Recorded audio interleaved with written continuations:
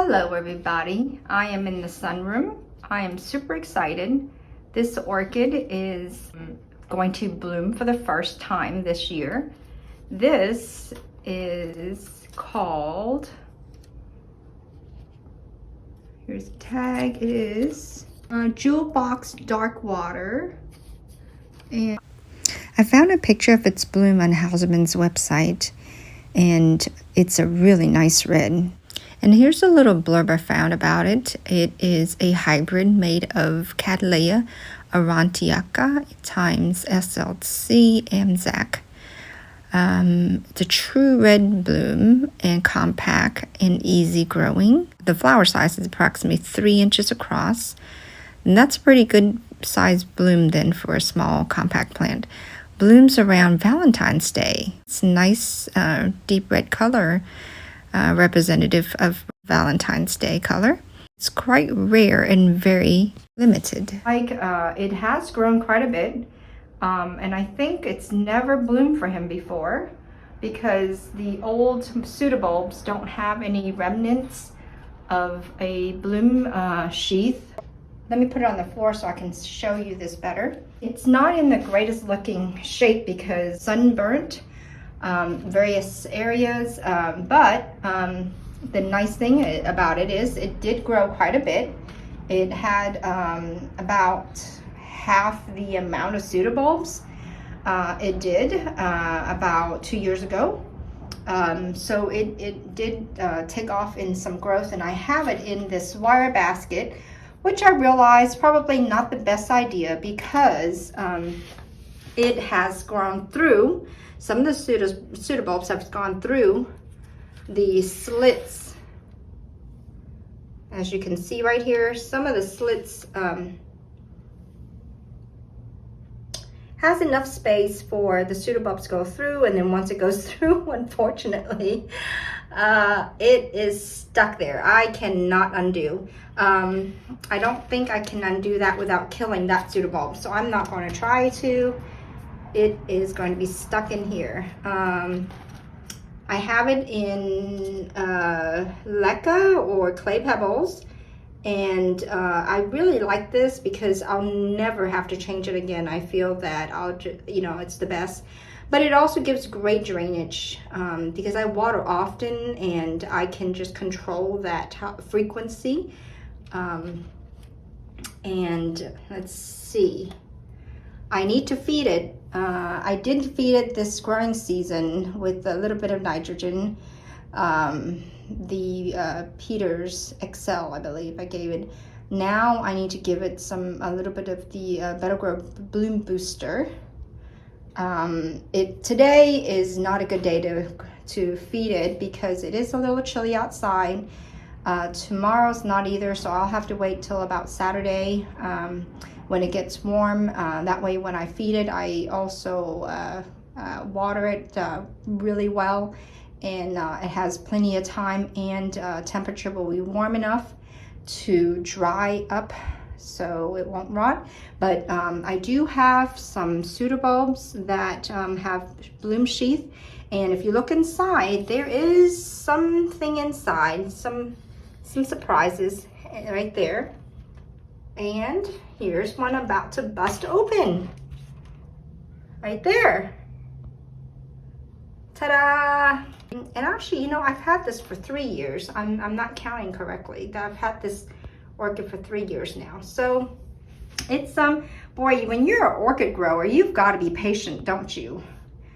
You might end up waiting 3 to 5 years for something to show results. So I did look at the picture of the bloom for this plant, and it is a beautiful red color. But it's funny because the name is dark water, and when anytime you see a description like dark something, you think black orchid or deep purple or crimson red. And this one is more of a a scarlet red, I guess, color. Yeah, here you go. You can see that there's something in that one. I cannot wait to show you what it looks like. I think we'll have to give it another week or two.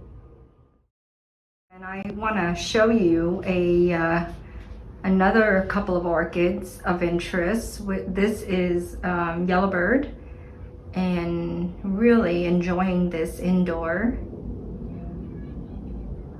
I have been thinking about what to do with this plant. It's in a plastic pot, and unfortunately it's in a lot of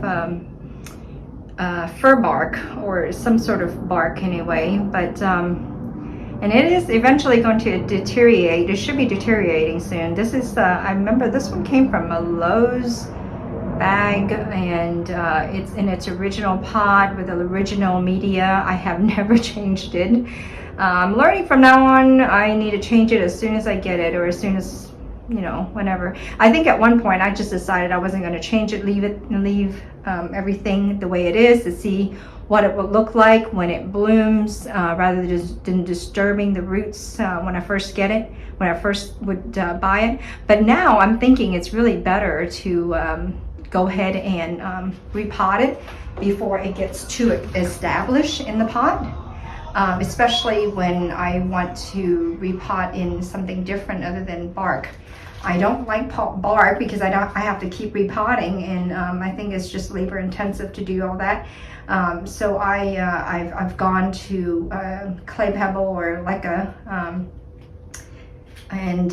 so anyway, I think what I'm going to end up doing is not unpot that. Let whatever media in there deteriorate, and the center of that orchid may also go with it. But the rest of it, the outer part of it, but the whole thing, I'm going to put the whole thing in a Vanda basket, basically, and it'll cling to a Vanda basket. Some of this bottom root may or may not break, so we'll see. But yeah, you can see the plastic pot right there. And it would make it easier to soak if I do put it in a Vanda basket, just sit right into it.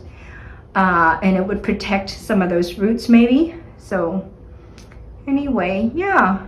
Okay, the other plant that I want to show you is, it's taken off like crazy. I love seeing new roots. Is the one that was blooming for the first time for me about, I think, the end of the summer. And this one was the Rlc Waianae Sunburst.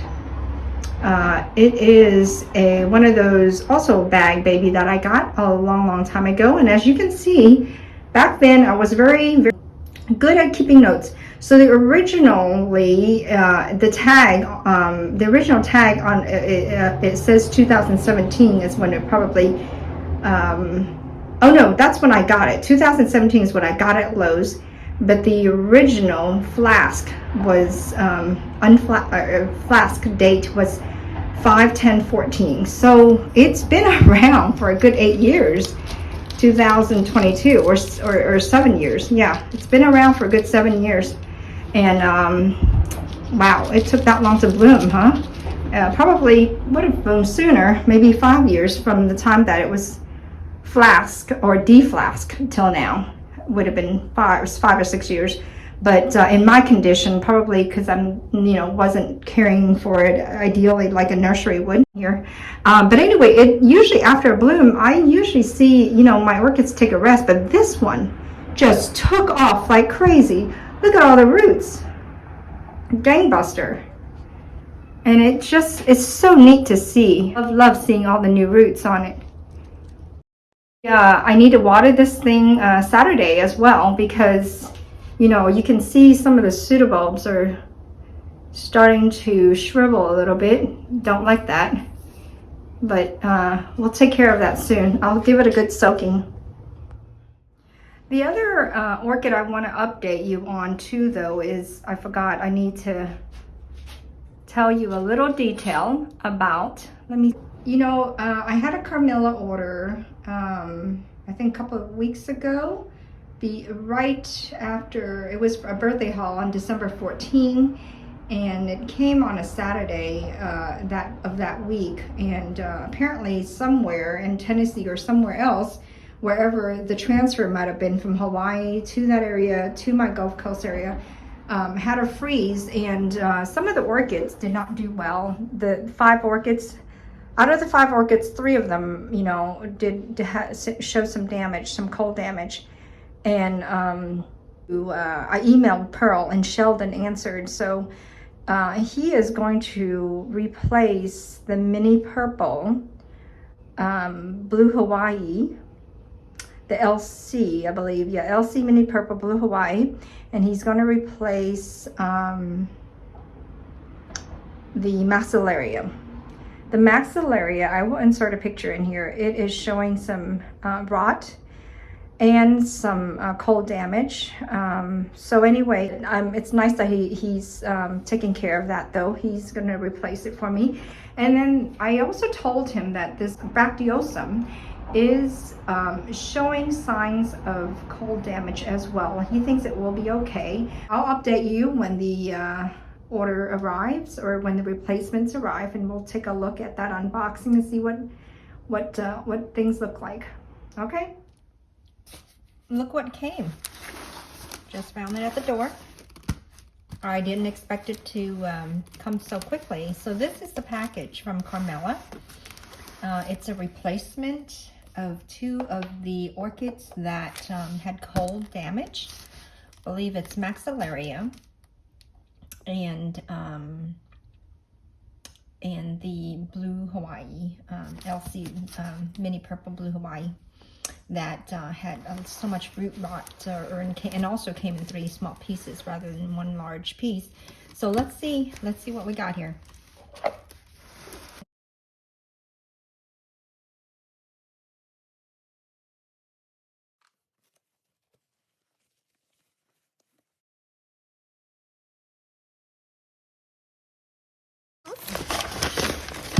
Really carefully packed, which is nice. And this time I see that he packaged it with a plastic to keep the warmth in. So I was real surprised. I was thinking it may not even get here till Friday. But all right, that's great. All right, so this is the Maxillaria, I'm sure. Let's open this one first and see how that is.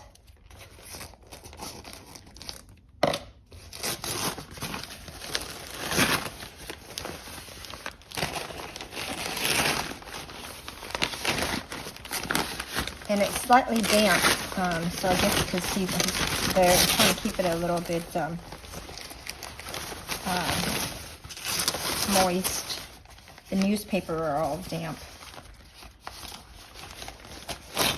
That's why you don't hear that crunchy tear. Okay.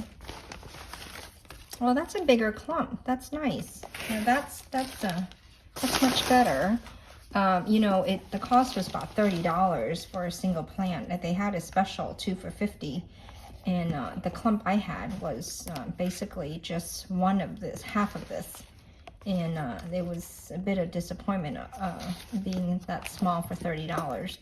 But anyway, yeah, this is good. This is good. I don't know. I don't think there's any damage. I mean, you know, you can't tell sometimes whether any freeze damage is there until a few days later, but it doesn't look like there's anything damaged so far. Anyway, yeah, this is a nice clump. Thank you, Sheldon. All right, let's go to the next one.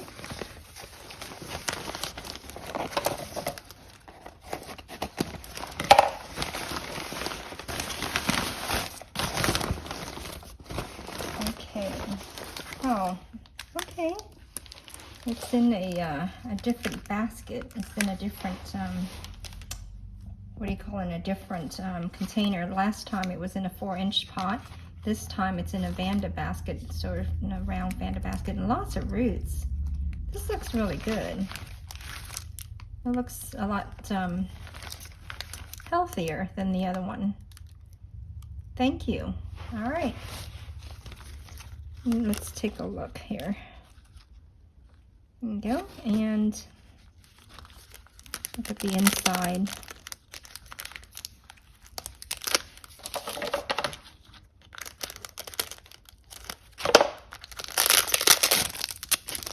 I'm really looking forward to this one because it blooms very at a young age, or I guess it doesn't take a long time for this one to bloom as far as its blooming size, you know, so, which is great. I can't wait, because it's not like I'll have to wait for 5 years for, you know, Cattleya types to bloom. But anyway, this is great. Yeah, and the root system is nice, and I'm feeling the this is alive. It's nice and thick, and hard, not you know, not empty, and soft, and yeah, so good.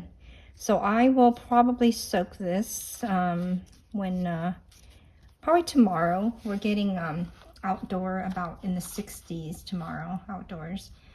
But I'm gonna keep this indoor for a while and get it rehydrated. There is no, never mind. I thought there was something here. Okay, yeah, this looks really good. That's great. Thank you so much, Sheldon. All right, there is one more item that I got that I will put on here. So there were some seeds that I've been meaning to get, and it arrived today. Let's make sure I'm not going to be cutting through the seed package. All right.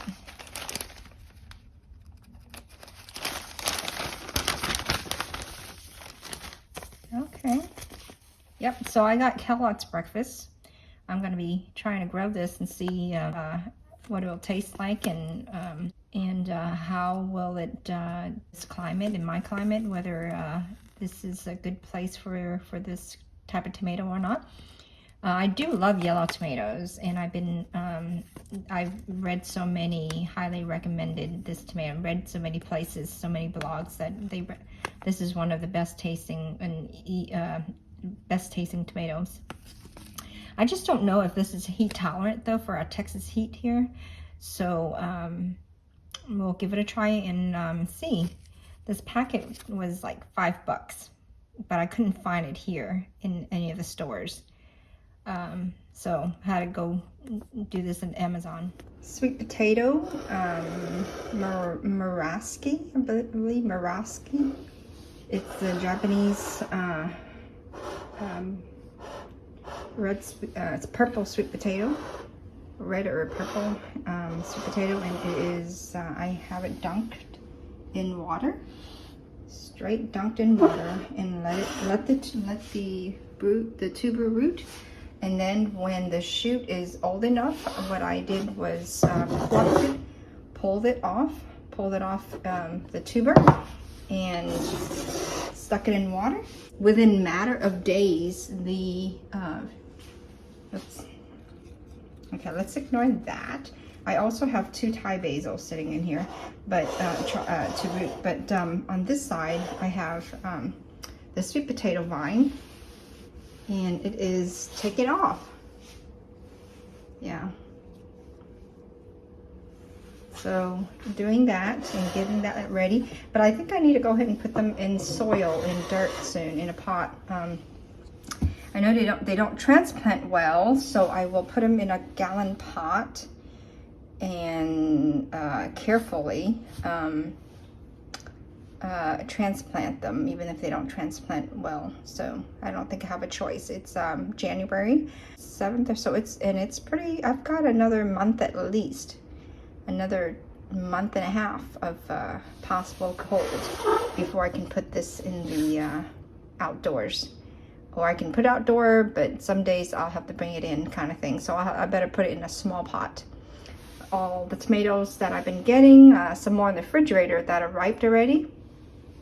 So Twinkle's sitting in the window. I like for it to open, so, and I know it takes forever. Well, thank you for stopping by, and I hope you all have a good week.